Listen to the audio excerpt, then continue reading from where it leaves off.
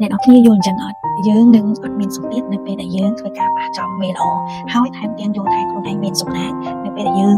ធ្វើការជាមួយមេល្អអញ្ចឹងណាព្រោះដោយសារគាត់តែងតែបង្ហាត់បង្រៀនយើងបែបអត់យល់ថាវាអត់ពីអារម្មណ៍យើងធ្វើការមួយគាត់អញ្ចឹងអត់យល់ថាអត់គិតថាគាត់ជាមេអីចឹងណារបៀបសាមញ្ញធម្មតាដូចជាបងដូចជាប្អូនអីចឹងណាអ្នកនរគ្នាបើសម្រាប់ខ្ញុំគឺពីមុនមកគឺខ្ញុំអត់ដែរធ្វើការឯងទើបតែលើកនេះខ្ញុំ challenge ខ្លួនឯងចូលធ្វើការងារហើយអីដែលសំណាងគឺខ្ញុំចូលទៅខ្ញុំប៉ះចំមេដែលល្អមេដែលគាត់រៀនកូនចៅសំខាន់ឲ្យតែយើងធ្វើទូនាទីយើងជាបុគ្គលិកនៅក្រុមបង្គាប់គាត់នឹងទៅតាមទូនាទីអីដែលយើងត្រូវធ្វើហ្នឹងទៅវាអូខេហើយអីដែលវាធ្វើឲ្យខ្ញុំក្តុកក្តួលនេះនៅពេលដែលខ្ញុំបំពេញកាតព្វកិច្ចការងាររបស់ខ្ញុំណានឹងមានបងធីមជាមួយគ្នាចឹងដែរខិតខំធ្វើការងារក៏ពួកខ្ញុំខិតខំខ្លាំងមែនតើតែវាអត់បានដូចធម្មតាគេត្រូវ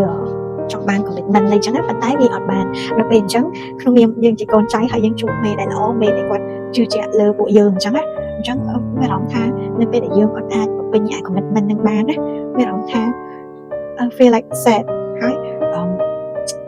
មានអាកាត់ចិត្តមួយថាចង់រកវិធីសាស្ត្រយ៉ាងម៉េចដើម្បីបំពេញនៅអា commitment នឹងឲ្យបានទៅដើម្បីជួយលើកមុខមាត់មេដែរតែអ្វីដែលជាក់ស្ដែងដូចជាcommitment ដែលយើងចង់បានហ្នឹងផលប្រយោជន៍ទទួលបានគឺយើងជាបុគ្គលិកម្នាក់ឯងប៉ុន្តែអារម្មណ៍របស់យើងនេះគឺយើងបែរជានៅពេលដែលយើងអត់អាចបំពេញវាបានណាមានអារម្មណ៍ថាដូចខុសជាមួយមេពួកអី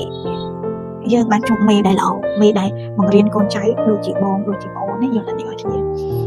ដល់ពេលអញ្ចឹងមានតែស៊ូទៅពេលខ្លះជួនកាលពេលចុះជួបភ្ញៀវខ្លះគាត់ក៏ស្រួលភ្ញៀវខ្លះគាត់ក៏អត់សប្បាយចិត្តមួយយើងអញ្ចឹងប៉ុន្តែពេលខ្លះមានអារម្មណ៍ថាមិនចឹងយើងចង់ឈប់អីចឹងទៅប៉ុន្តែនៅពេលដែលគិតម្ដងទៀតថាយើងបានជួបមេដែលល្អហើយមេដែលគាត់ផ្ដល់ក្តីរំពឹងណាគាត់សង្ឃឹមលើពួកយើងណាអញ្ចឹងនៅពេលដែលយើងអាចធ្វើបាន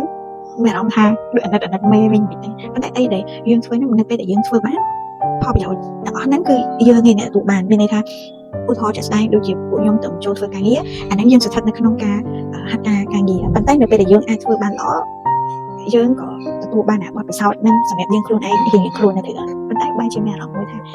បើសិនតែខ្លួនឯងម្នាក់នឹងធ្វើអត់បានណាយល់ថាដូចថាមុខមាត់មេព្រោះនេះខ្ញុំល្អខ្លាំងខ្ញុំចង់ថាខ្ញុំមានសំណាងពួកខ្ញុំមានសំណាងដែលខ្ញុំបានធ្វើការជាមួយមេដែលល្អ